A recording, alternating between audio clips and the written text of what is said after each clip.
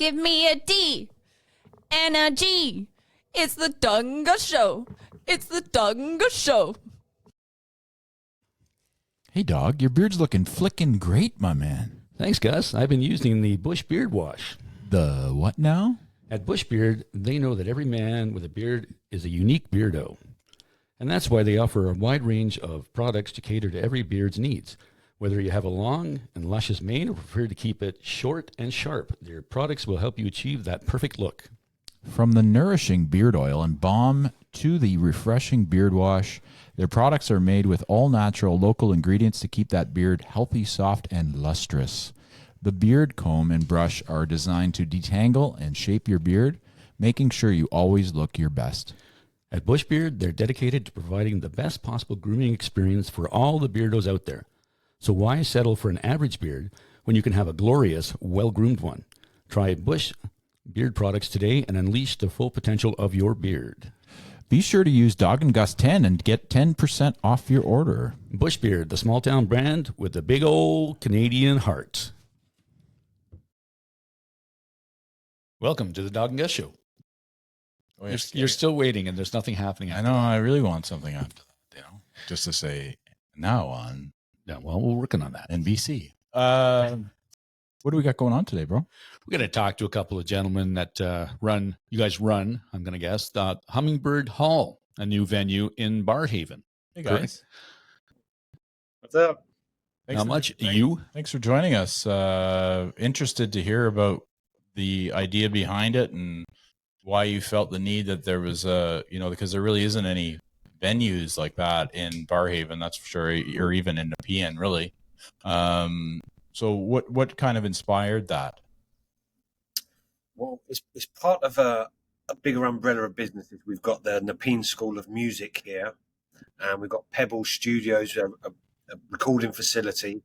And just before COVID, the owners took over this large room, which was I think it was a dojo back in the day, and they converted it into a performance space for the kids. And after COVID, a rebirth of the school, getting the numbers back up, and they wanted somebody to come in and more performance opportunities for local bands, and see if we could get some other community events. And this thing's only been going 6 months or so. But we're rocking and rolling now. We've got a lot of stuff going on here, Hummingbird Hall. It's awesome. It's awesome, and it's so important for the community there to keep the arts going and allow people to. You got a stand-up show tonight, so there's obviously different things that go on. Yeah, there is. Yeah, there's. Tomorrow's our first open mic comedy. Hosted by this chap over here. Come on over, Glenn. Come on and say hello. This is Glenn Foster. He's going to be hosting it. Oh, sweet. Nice. You might know him from such shows as Just for Laughs. Comedy Now, Comedy Network. Sorry, I'm not looking my best, gentlemen. I wasn't expecting to be on a podcast today. You look pretty sharp. You look pretty sharp over there. I think you're looking good. Yeah. Cold beer behind you over there? What? This is a vodka something or other. Oh, a neutral. Very good. Very nice. An adult libation. That's all good. Yeah. Adult libation, exactly. Which is, so you got the comedy night going. I saw you have a karaoke night as well. We do, every Thursday. All-star karaoke night. We run it from 6 to 8 for the children, and then 8 to 11 the adults. But this place is taking bookings for corporate karaoke events and for kids parties as well. Is a new thing on Saturday afternoons in particular. Is very popular for kids' birthday parties. As you can see, it's a great room, and we're just getting it going. And of course, on a Sunday between 3 and 6, we have a weekly blues jam. So we have a house band here, and a lot of the blues musicians come in here and fill in with the band, whether you're a guitarist, drummer, bass player. And that's a lot of fun. The standard's really, really good. But we're super excited about tomorrow, Tuesday, open mic comedy with this chap, that Canadian guy. We're calling it talking practice because that's what it is. I'm starting this open mic basically for the same reasons that Joe Rogan built a comedy club, except that I have fewer resources. So so do we actually. So, yeah, well, you can relate, right? So Yeah, I absolutely.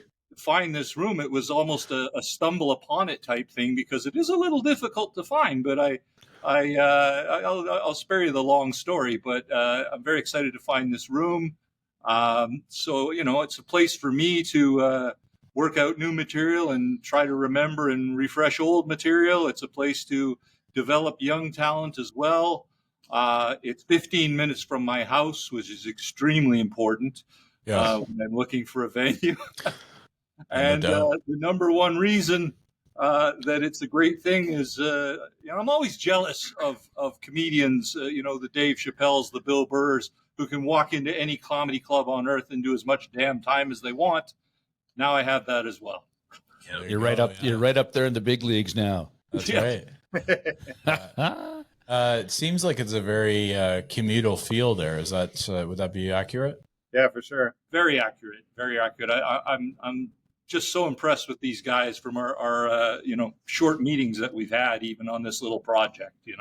Yeah, it's definitely wanting to do something for the community, wanting to do something for the acts and the artists, which is, as I just explained to one of the other owners, unheard of, really. Yeah. especially in Ottawa. I mean, that's the one thing that I feel like we're lacking is places such as this that allow for artists to go and, like you said, work out new material and maybe work out some new songs. I'm always impressed. And a lot of famous comedians have come out of Ottawa. I mean, I only moved here 5 winters ago myself. But a lot of famous comedians have come out of Ottawa, and I am always impressed because I go to a lot of open mics and stuff and regular comedy shows. I'm always impressed with the level of talent of the up and comers and the amateurs here in Ottawa. It's very impressive. I have an idea in my head of who's the greatest Ottawa comedian, although he's from Quebec City originally. But who would you say it is? From Quebec City?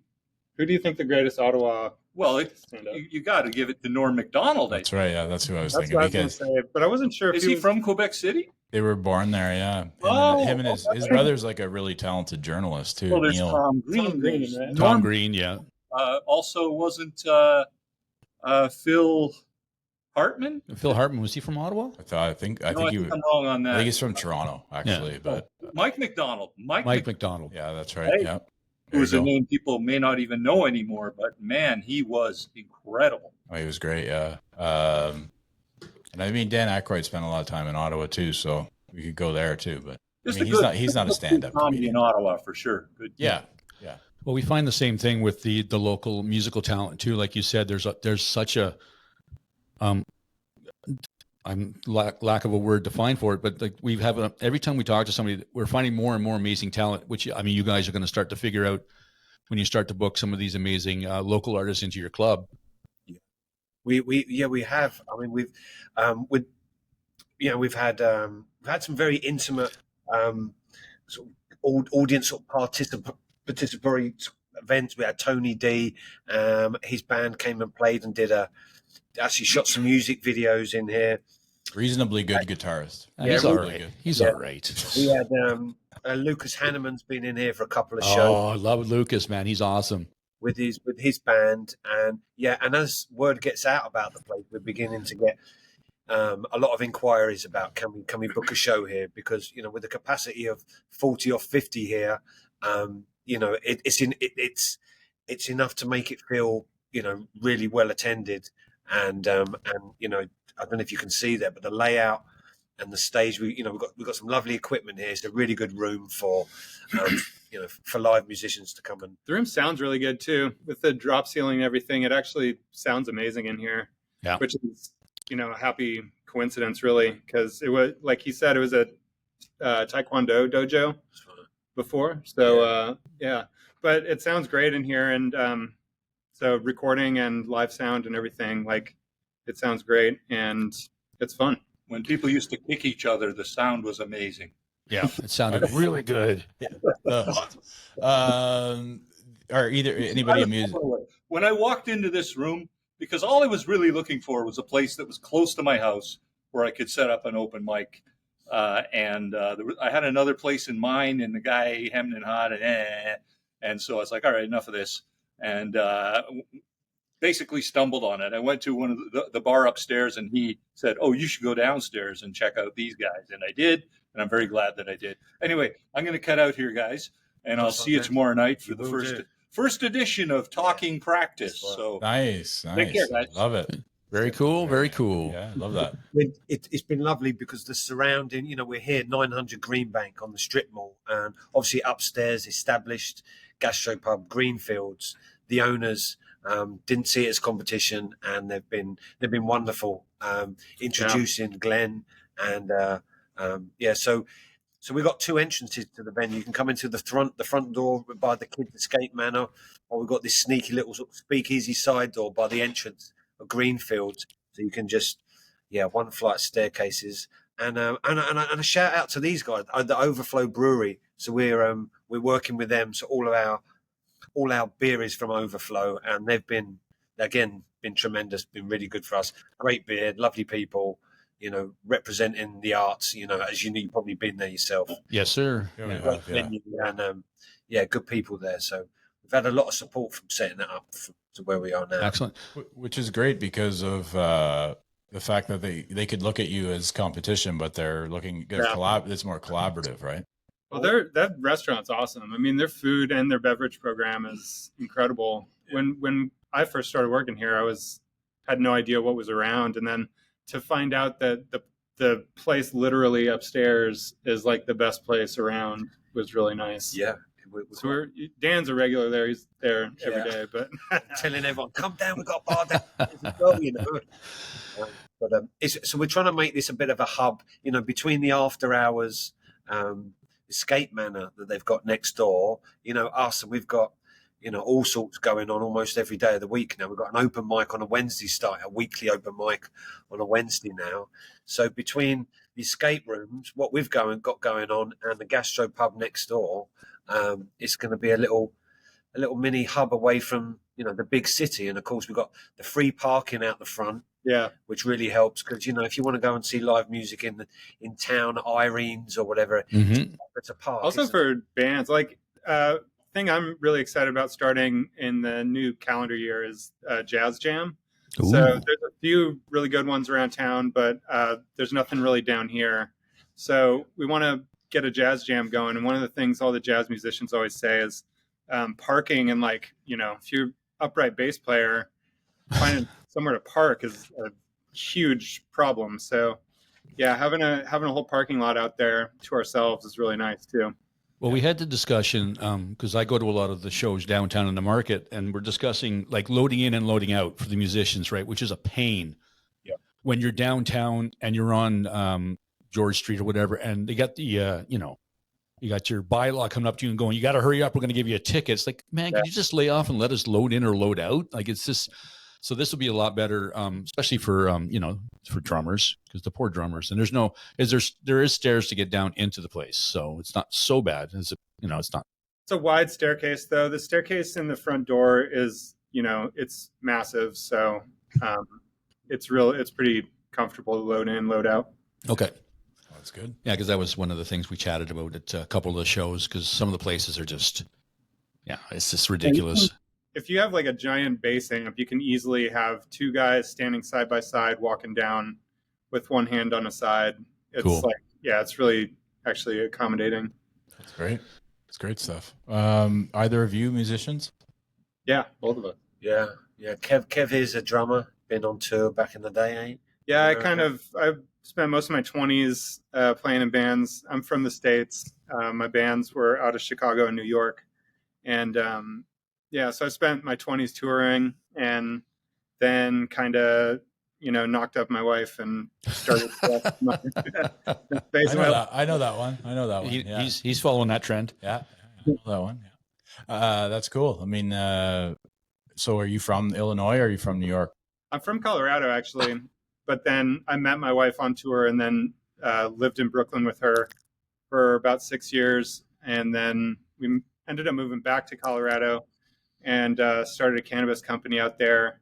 And then, COVID came, and we decided we got a young, kindergarten age kid. So we moved up to Canada, where she's from. She's from Ottawa. Okay, cool. So we moved up here and we've been here ever since. Very cool. Whereabouts in Colorado? Denver. Okay, because I have family down there. Yeah, I went to school in Boulder, but Okay. grew up in Denver. Yeah, my family's in Lafayette. Yeah. Yeah. Nice. And you're from Newfoundland, right? You? That's our guess. Yeah, I drink like a newfie, but no, I'm from London, England originally. I came over here. They said the streets were paved with gold and winters weren't that bad. Bastards lied to me, and it's freezing cold. Oh, did you get? It's because we give all our money to the Queen, man. You It's sold- cake now, I should say. Did you ever get sold on that? Oh yeah, Holy yeah. cow. It is paved in gold, yeah. Except Yeah. they get really big Mm. potholes and anyways. That's cool. Very cool. What would you say, like, for the next 5 years? Like, if you looked in 5 years from now, what would your ideal be for that venue? Good question. Do you know what our remit is? Performance opportunities for obviously the children here in the school, and for adults. The owners here they understand. They have sons and daughters that are musicians, working professional musicians, and they see that they don't get a break round here. It's always the first to go. The arts, especially music, the venue's always the first to close. So this place is. Specifically for performance opportunities, whether that be, kids recitals, Christmas concerts, annual summer things, from the jams that we have here. And we have a band program.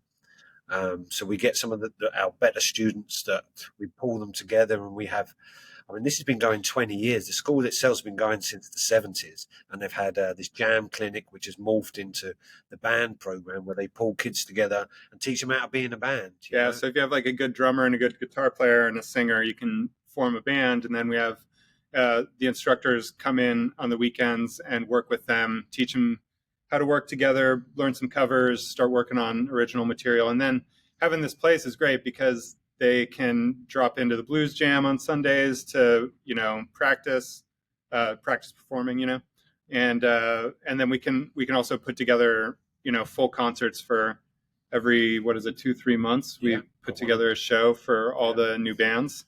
The way I always think of everything around here is just building a community of artists and musicians, and, it kind of starts from the ground up. So if you're nurturing new talent and, raising the next generation, and then you have all this other activity going on, like, it motivates them to take what they're doing seriously, and then it just builds and builds.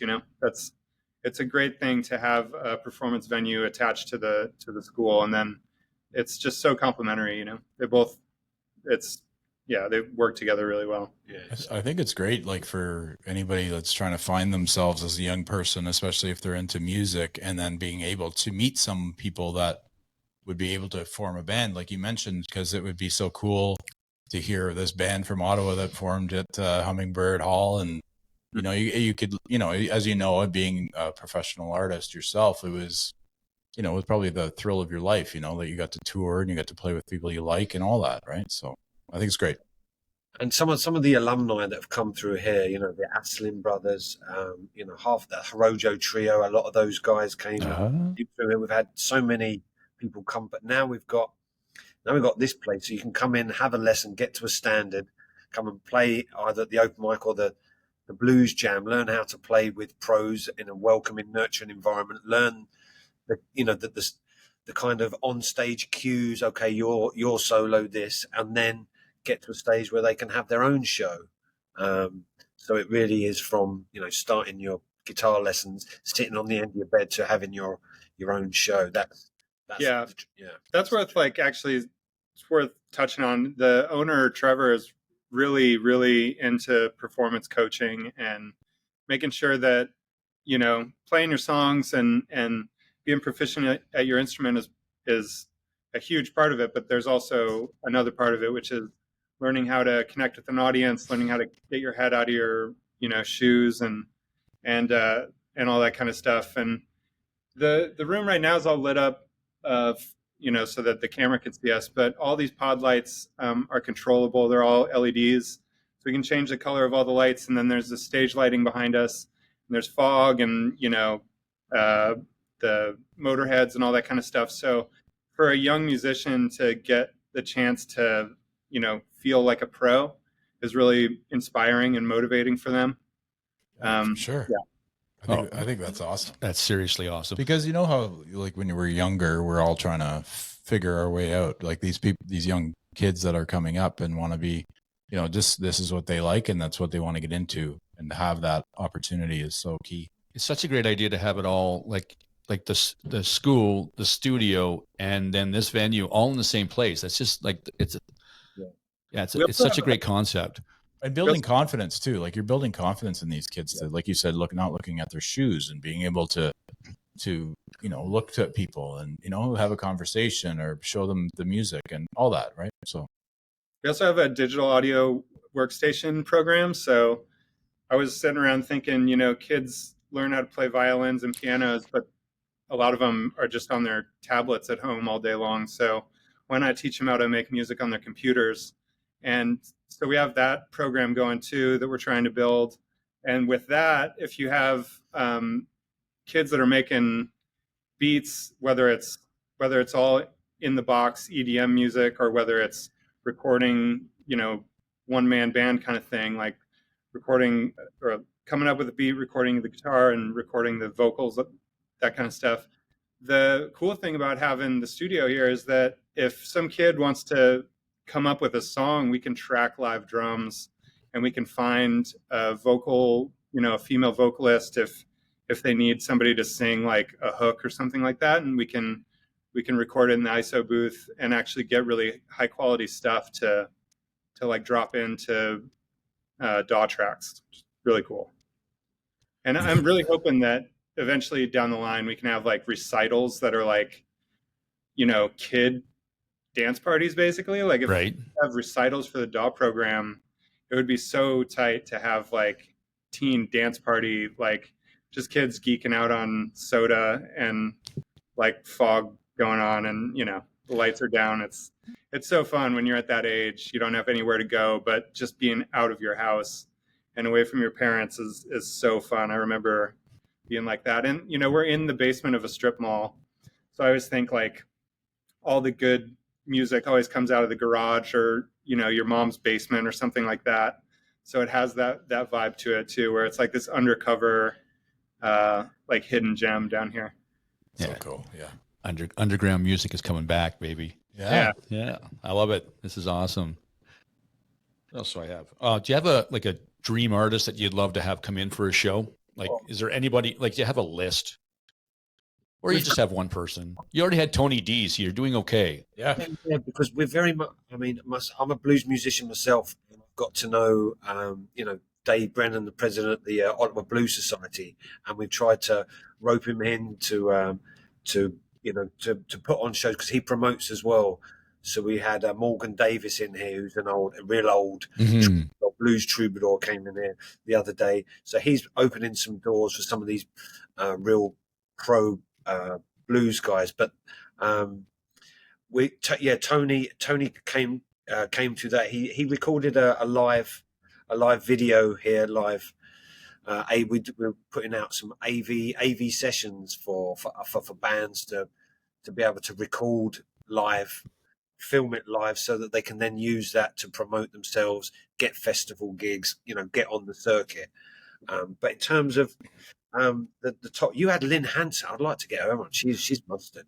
Yeah, is she great? Yeah. Well, she's great. I share a bass player with Keith Glass. I think he's one of the best songwriters in town. Some of the blues guys that come out, a bloke called Lyle Odjick, who's an incredible harp player, sort of Chicago blues harp player.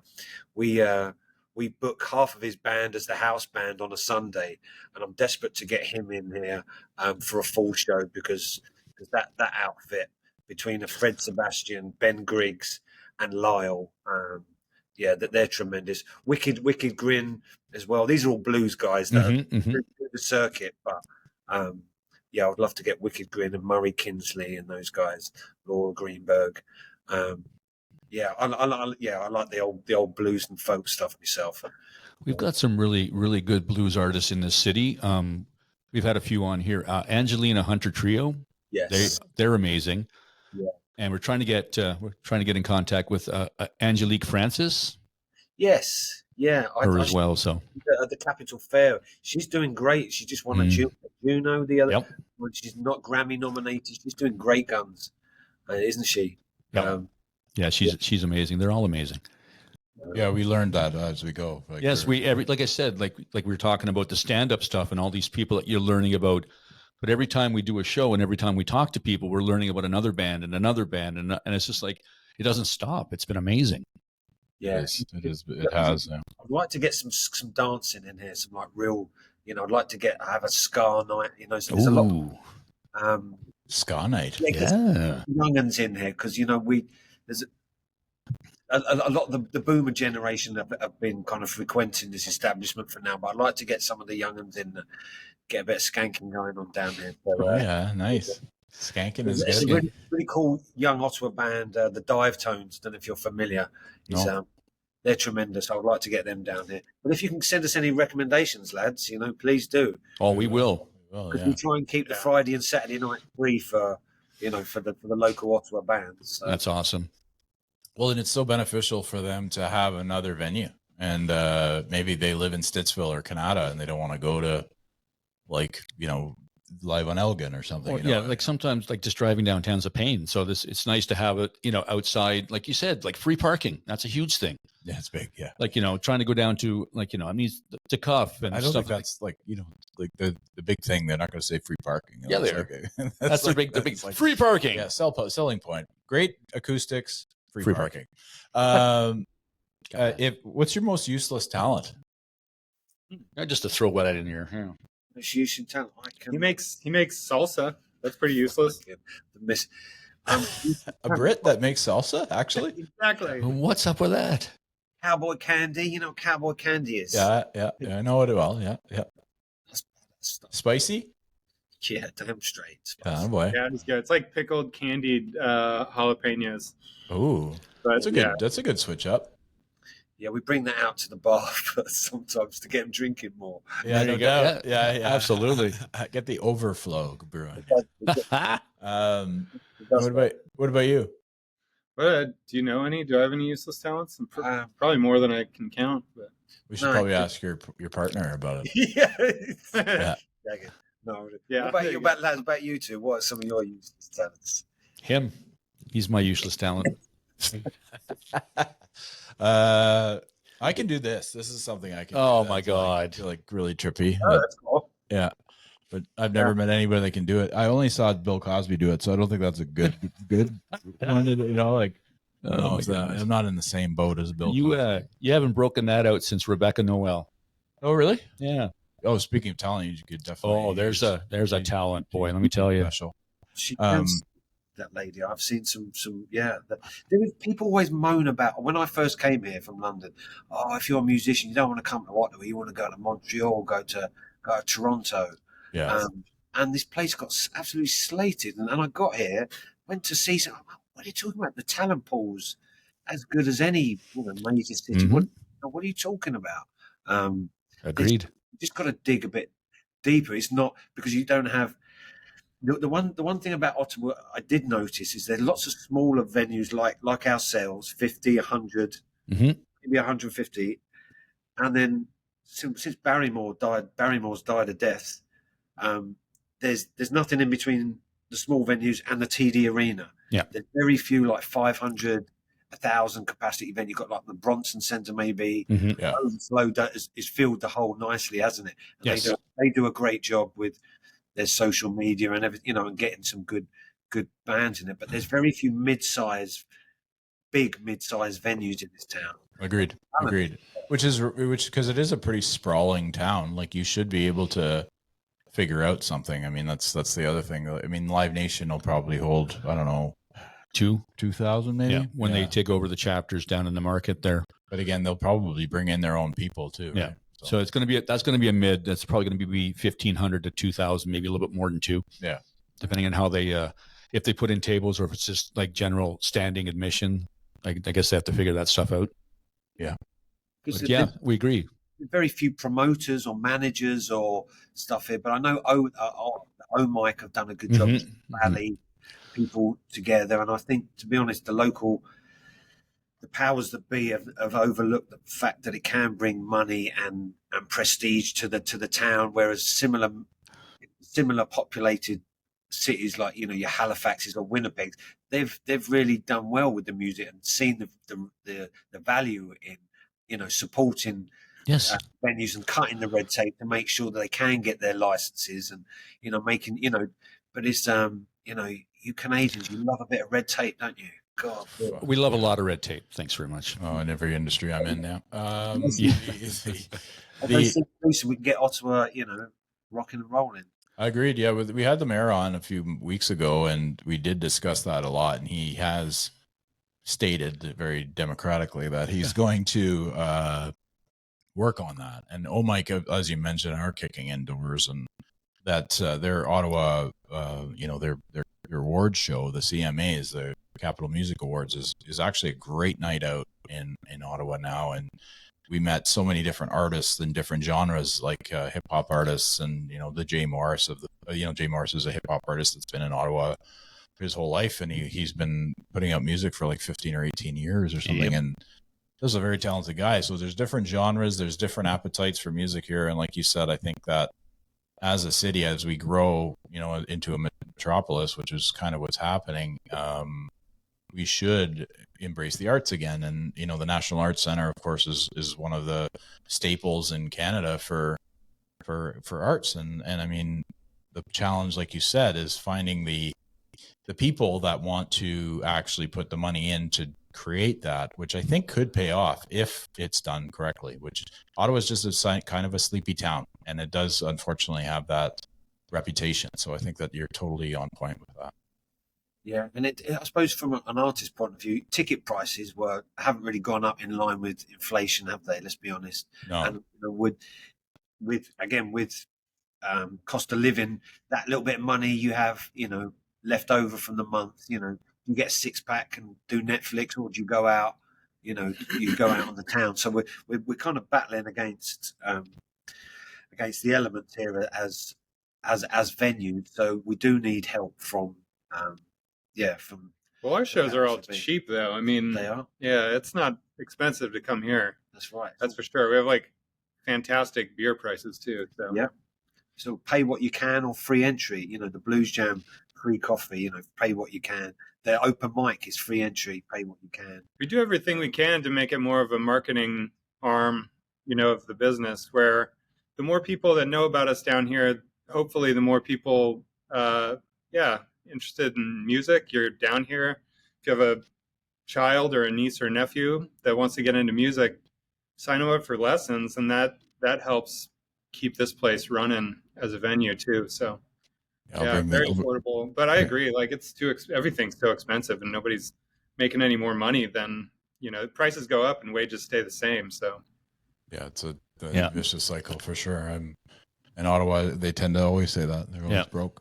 Yeah. And we find that a lot of you're getting your 5 and 6 bands in at one night, so it's $20. You can go see 5 bands. That's like $4 a band. Yeah, it's challenging. Right. But you have to go downtown, because somebody takes that. They may not always. I'm not saying that the bands, how much of that do they see? The venue takes a bit. I don't know how the politics of it works, but I mean, it's good to have another venue that's gonna promote local talent, and like they're doing it a little differently, right? I like it because it's what I think you've found in lightning in a bottle is the whole process of it. The learning about the background stuff that you would know about because you're both have performed in your careers, and showing them that how to be showmen or showwomen, and having the digital portion of it as well. So I think that the recipe is great. We just need to promote that a bit more. Right? Yep.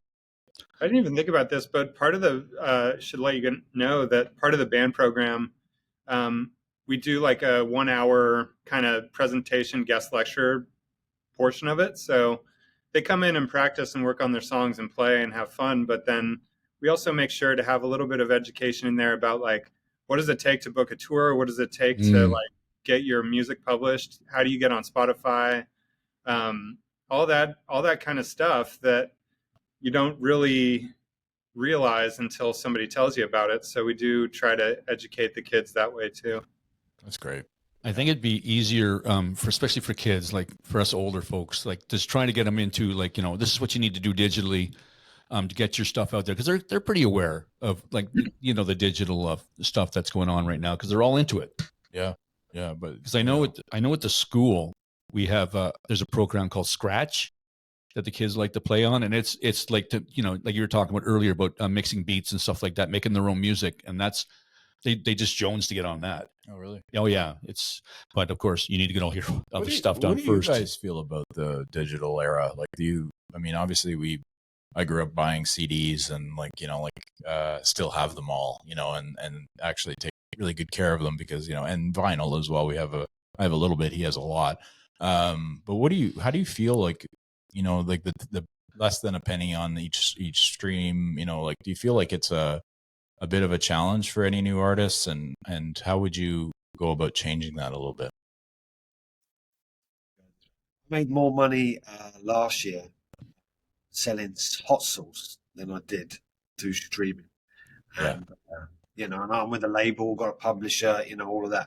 It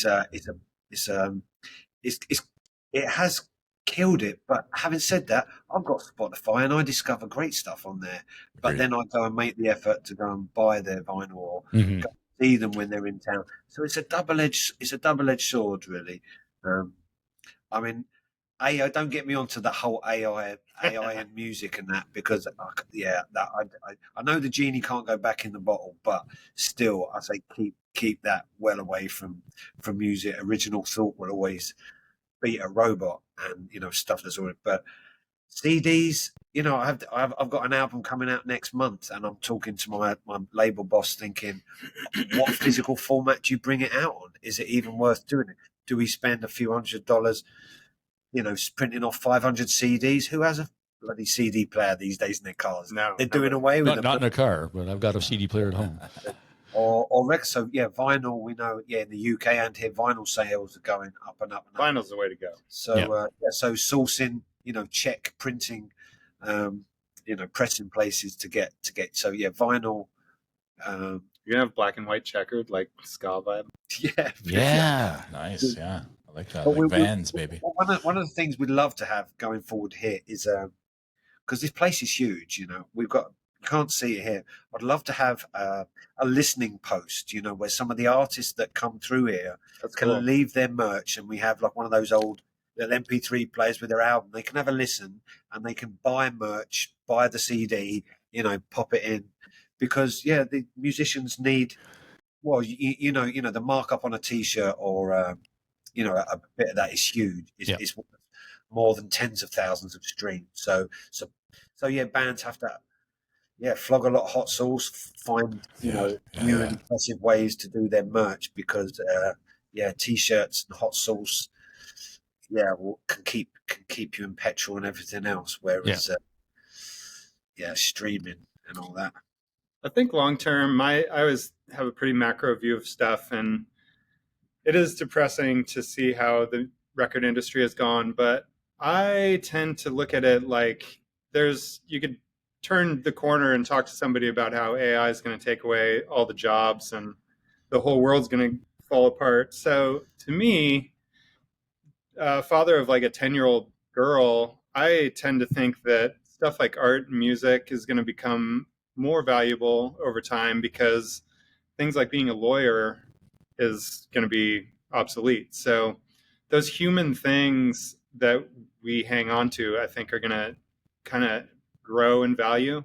I don't know how that plays out over time, but I do think that the thing I see is just kids moving away from analog instruments. Like nobody plays drums, nobody plays guitar and stuff like that, because it's noisy and you have a computer game to play. So it's easy to see how kids just turn to the thing that's easiest and most entertaining. But I do think that stuff like physical art and acoustic, you know, instruments and stuff like that will become more important to people in the future. I'm not sure if we'll ever be back in the heydays of the 80s and 90s, but I don't know. I have hope for, I think music connects with people in a weird way that nobody can quite put their finger on, but it's one of those things that just resonates with you. No other animal does it. I mean, birds have little songs they sing, but it's not like what we do with music as humans. It's just so unique, and I've always loved the way that if you want to enjoy any other kind of art, music, reading, literature, TV, whatever it is, film, you have to stop everything you're doing and pay attention to it. But with music, it can be with you through every part of your life. When you're driving, when you're doing chores, when you're, hanging out with your friends, whatever it is, it's like it really permeates like life in a really interesting way. So I have hope. I don't think it's ever going to go away, and I think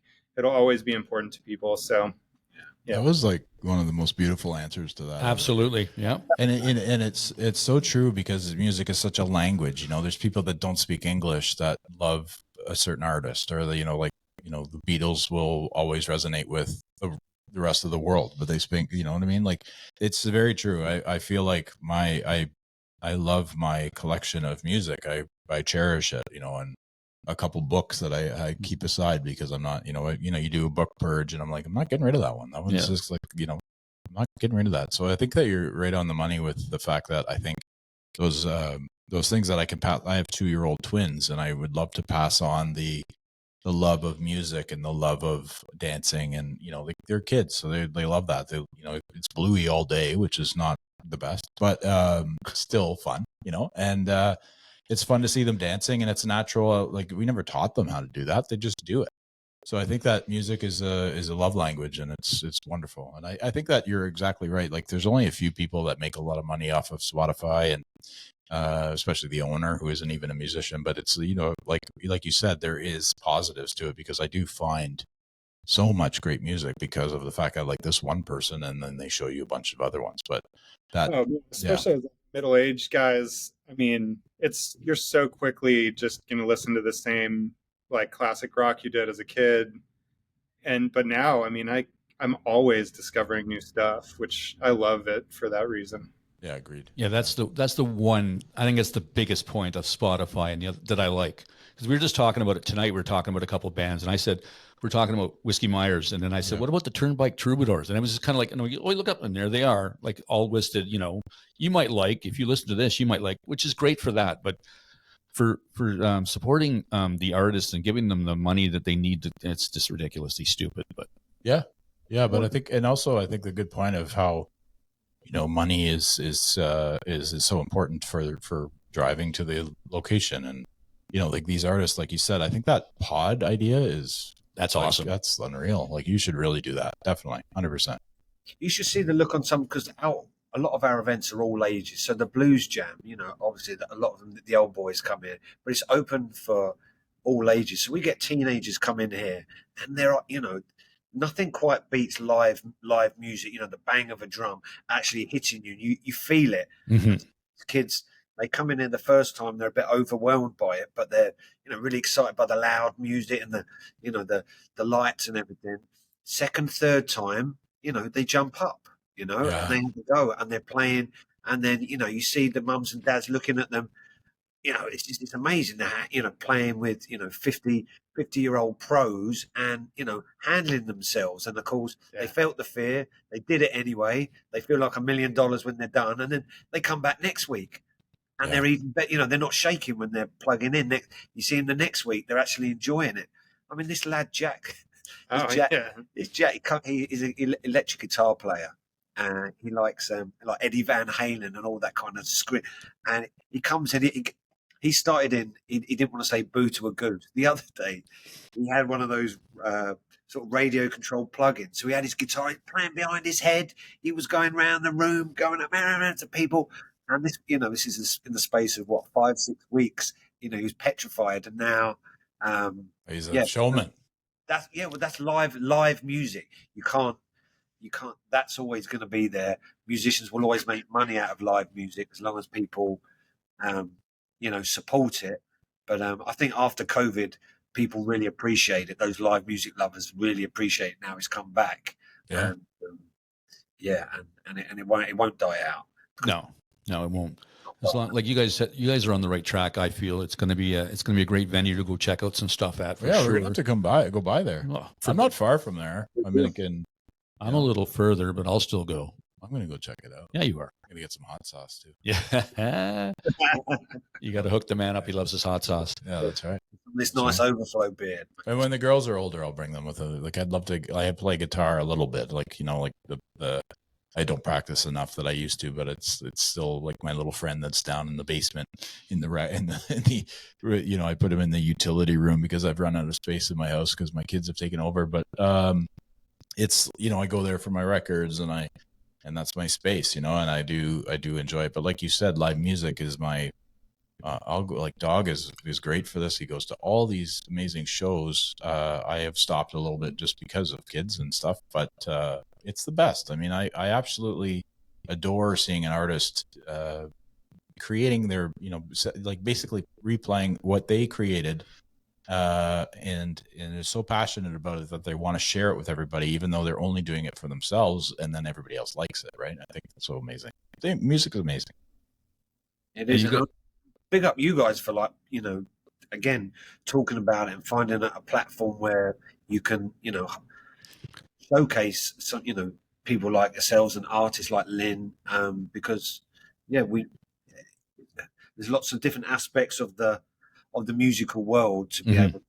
It takes a community to raise a band or to raise a scene, And So thank you. Yeah, it's become quite it's our form of art almost, and we've grown to love chatting with people about just music in general, and we've all both met so many great connections, and realized how much talent is here. And this wasn't always we didn't expect what we're doing. To do what we're doing. We sort of during COVID we're like, let's do a podcast. He was like, let's do a podcast, or I said it or something, and he's like, I don't know what we're going to talk about. And I'm like, music, man. We talk about music all the time. Like, we might as well just go out and talk about it. So it was two of us just chatting about music, and then someone reaches out, and then we're interviewing people. And then I'm friends with Amanda Rayom, who's a Barhaven artist, and she's done quite well for herself.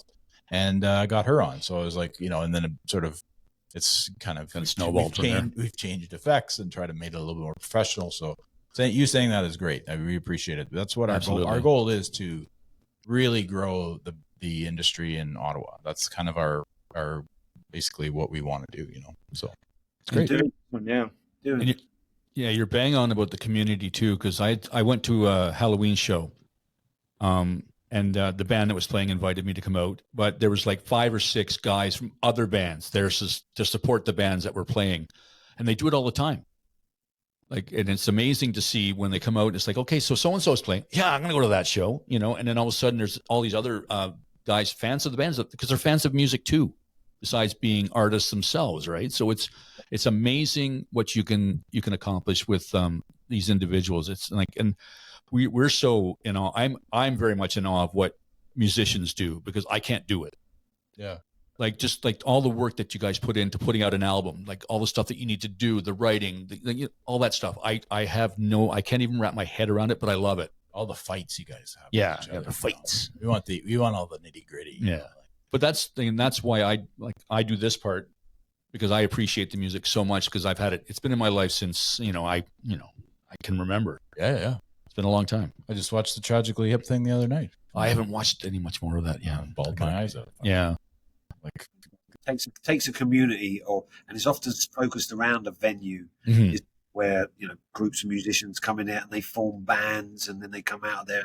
But I think Ottawa's on the right track for that community, and hopefully with help from the mayor and some of these new venues, and if they can keep cutting the red tape and just let the venues do their thing, then you will have communities around these venues. And it's all about the Dawg and Gus show, though. We want to make, we want Rogan. We want some Rogan money, just get in there, and we'll donate it all to all the venues, We need Rogan status, yeah. Yeah, fuck, that's crazy. You can dream big if you want, but sure, but I think that, like you said, community is the key, and you guys are doing great work there. So what would What's the most fulfilling thing you like? Obviously, you talked about Jack, and that would that be like one of the more fulfilling parts of that position there? Yeah, I would like to see I like to see the young and the band program is a lot of fun because these people they've never been in a band. They're already excited, and they're not quite as excited when they realise they've got to clean up all the rap all the leads and do all the dirty work and learn how to lug out. So for me, the blues jam was my baby. There was a real need, I think, for Since the Rainbow canned their blues jam because there's no money in it. People won't pay to jam. It's on a Sunday afternoon, nobody's really drinking. There's not much money, so it's often a lost leader. But to see it start off with a few friends, and to see it now every week, 15, 20 people coming out, and people saying like, this is my church. People come regularly now to get their kicks out, or people coming now to check out other musicians. They need a bass player for a band. They're coming there to check out the other bass players. The blues and having somewhere for people to hang out, talk about the blues, listen to the blues, see other musicians, to jump in and play with other great players, to mix and match. Sometimes, a lot of these guys have got their own bands, but sometimes they want to play some of the blues standards with other great players. After a great. And in the space of 6 months, we've got it to a place now where it's just about paying for itself, and to see those happy faces coming out on a Sunday afternoon, going buzzing, and they all come back, and it'll only get bigger. So there was a need there, so we gave them build it, and they will come, right? Yeah. So apparently, it takes a Brit and a Yank to get it done here in Ottawa. That's what he said. We needed some outsiders, man. Well, seriously, it's you guys have a different perspective. Like I've lived in Ottawa most of my life, him too. So it's like you kind of get this tunnel vision about this city, and then you need to get a new perspective on people coming and go, no, we can do this. This is what we need to do here, guys. Sure. You need to see this, and then realize that, and it's awesome. Yeah, show passion, and then people collaborate, like see the passion, right? So when I first moved here, everybody was like, "So, how do you like it?" And I'm like, I love it. What are you talking? Like, Ottawa's great, man. It's beautiful, like great scenery. I love the architecture downtown. I think it's a really nice place. Like, I really love it. So I think you're right. It takes some outside eyes to see what the potential is, Yeah, see it anew almost, right? Like it's pretty much down to our, the boss, Sue and Trevor Raybold here. They're backing it and putting their money where their mouth is, because I'm sure if this was your regular Dog and Duck pub, they would have canned the blues jam after 3 weeks of it not doing so well. So they're a big part of this place's success, but for sure. Yeah, that's great. Now you guys are, like you said, you're right beside Greenfields or downstairs. Do they not still play live music up there? No, they did it. They Dante. Okay. 3 a year now. I think they're concentrating on food and the regulars. Okay. Used to be a good spot. To do with musicians anyway. There's a bunch of history actually with this place, and the music that was going on up there. I'm not privy to the whole story, but I know that there was some involvement with getting their stage built and stuff like that, and then the place has flipped ownership a couple times, and at this point, it's it's kind of like ancient history. But it's always been, Greenfields has always kind of been a part of this place in a way. I've been there lots. I've been there a lot of times. Before we had this venue, that was where they did like all the recitals, like the semi-annual student recitals would be there. And Jam Clinic was this thing Dan mentioned earlier, was this, man, as an operations guy myself, like, the amount of work that must have gone into that is just staggering. They did like a 2-week extensive or intensive band program in the summer where kids would sign up 2 weeks, all day, every day, like 8 hours a day. You come in, form a band, write songs, you learn a couple covers, write songs, and then you like put together your band's image, your look, you get photos taken, you record 2 songs, you like practice your performance, and then you put on a show all in like 2 weeks. It's just like, that is a lot. Unbelievable amount of work, That's crazy. Yeah, so this place has been going for a long time, and that's where they used to do it up at Greenfields, but yeah, that's no more. They're I don't know. Again, their food and beverage program is top notch, and I get it. I worked in that world for a long time, and if that's what you're doing, I mean, stick with it. Like, there's no reason to have bands turn up and then you lose your dinner crowd because it's too noisy to talk to each other. So Yep. Oh yeah, exactly. Find your niche. They're with us. We're in partnership now. They understand that this could be a nice hub of nightlife in pretty desolate really down here in terms of out the box entertainment in Barhaven. Mm-hmm. You've got the Brass Monkey up the road for a certain crowd, and that's about it really. So you got like the Barley Mow will have maybe like a duo or something. But they're not having a band, right? Because they don't have the room. Oh, that's great. But and Brass Monkey is definitely a different animal. Like what the groups that go into that show, like they definitely have a genre. And well, when it was the Broken Queue, you wouldn't want to go in there. No, you didn't want to go in there. It was a dangerous place to go. But now it's I used to go though. It's the heavier like the hard rock and the metal and the punk and stuff. That's what that usually generates out of that place. Yeah. Well, nothing wrong with it, but it's nice to have another place where you can go see blues. Yeah, blues in a nice, kind of a intimate environment. And meet these two. Woofers, damn it. Yeah, we do. Who would want to come? Exactly. And hang out with, Dan and Kevin. So we ask everybody the same question at the end.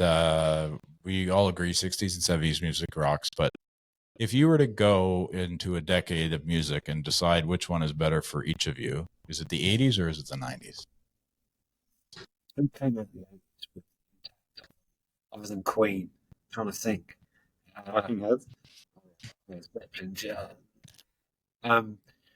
There's other bands that aren't British, right? Yeah. Like there might be a couple. Jacksonville. Yeah. No, for me, well, as soon as it went all synth, keyboard, and all that, do away with that, mate. So, what was the other decade? The 90s. 90s, yeah. 90s, yeah. Britpop, mate. Oasis, yeah. Oh no. Yeah. There you go. I was born in 1980, and my brother's 10 years older than me, so I watched him be like Cure, like Echo and the Bunnymen. Little flock of seagulls. And I just remember thinking, I'm so glad I missed this decade because it's so lame. And then I, came of age in the grunge era in the States, and that was amazing. But all that said, like 90s music for sure was my favorite decade. But then I guess if I have a second life to do it, I would go 80s just because I didn't appreciate it until I got older. And I kind of love all that synth stuff nowadays. It's like, I love retro 80s vibes. So. Nice. It's back in fashion now, isn't it? Yeah. 80s. It is. Yeah. Sorry, Dan. Goes full circle, doesn't it? Yeah, it will. And well, again, it's very circular music. Like, you get hip hop was big for a while. Now it's kind of in the background, except for, because Beyonce saved country music. So thank goodness for that. Thank goodness for her saving country music. Post Malone too. Everybody's going country. I'm waiting for Beyonce to put out her blues album next. Ooh, there you go. Yeah. Dan, it's like, no fucking way. Isn't her kid named Blue? Yeah, Blue I Ivy? think that's is that her? Blue Ivy, yeah. But no, country makes a lot of money. I think that's, and the market in America is monster, isn't it, out there for country? So I think they were probably trying to edge in on that. Yeah, she needs the money. Yeah, because she's really destitute right now. She was really needing that little extra couple mil. It's funny because we asked that question to everybody, and then guys, 80s, 90s. Well, I'm the 90s. I'm the same age as 1980. I was born, so like you said, I had an older brother who also got me into Tom Petty and the Dire Straits, and he did like some Depeche Mode and the Talking Heads and stuff like that. So I do go back to it. I do enjoy it. It's just I prefer the 90s because I was a bit of a hip hop head, and then I also love the grunge, and I liked Oasis, so I was all over and those are and I was in my early teens, so that was when I was seeing finding my own legs. But nothing beats Tribe Called Quest, bro. That's I'm gonna have to just. They use a lot of jazz in their. I know it's not blues, but they use a lot of jazz in their beats. So I don't know. Okay, so they're the best band ever. You're right. So they're best hip hop trio of all time. Okay, yeah, for sure. There's absolutely no doubt. Yeah, so we both love aspects of, like, I love the 90s country because I'm a country guy. but I love like a lot of the British stuff out of like the 80s. Like the Fix is my favorite band out of the 80s. There you go. I just love them. And then, like your Foreigner and Styx and all that classic rock stuff. Yeah. But that also goes back into the 70s. They're not as good as the Dire Straits, bro. Oh, well. Come on. Mark Knopfler? Come on, get out of here. Finger picking? Dan, So help me out here. You like your country stuff, right? Yeah, you like the bluegrass as well. Yes. Yeah. I wanted to get a bluegrass jam going here. I just don't know anything about that scene. I know Redbird have been pushing it, haven't they? On a Monday, their bluegrass nights. They've done really well. Have you had anyone on there from Redbird Live up there on Bank Street? We haven't. We've had a few. We've had a lot of people that have played there. Yep. We haven't talked to the venue itself, but no, this is. They've done great for folk and Yes, grass. it is. Yeah. It's a great little venue. It's another one that's really nice and intimate to go see shows at. Yeah. I just recently saw Trevor Alguire there and our buddy James Leclerc, who was just visiting us before we started talking to you guys. Yeah. Cool. So Hummingbird Hall, 900 Greenbank, below the Greenfields. It's lower level. You've got to go lower down. Level. Nice. Lower level. Unless you want to be cool and walk through the speakeasy doors at the. Yeah. Who doesn't want to be cool? I want to walk through those doors because I just feel cool doing that. Yeah.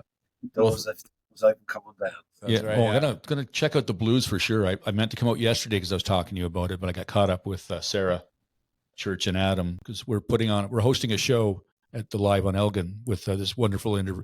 Sarah would be great there too. Oh, yeah, Sarah do really well there. Yeah, Sarah Church, she's amazing. She's out of Hamilton. Guys, thanks a lot for your time. We appreciate you giving us an hour and hanging out with us for a bit and shooting the proverbial. It's great. Yeah, can't wait to check out the venue, man. Yeah, and we'll keep in touch with like artists and stuff too. We're definitely gonna start telling people about it. Yeah, absolutely. We'll promote it. We'll do our best. We'd like That'd be awesome, man. Thank you guys so much. Hey, no problems. Cheers. Dawg and Gus, Dawg and Gus, Dawg and Gus.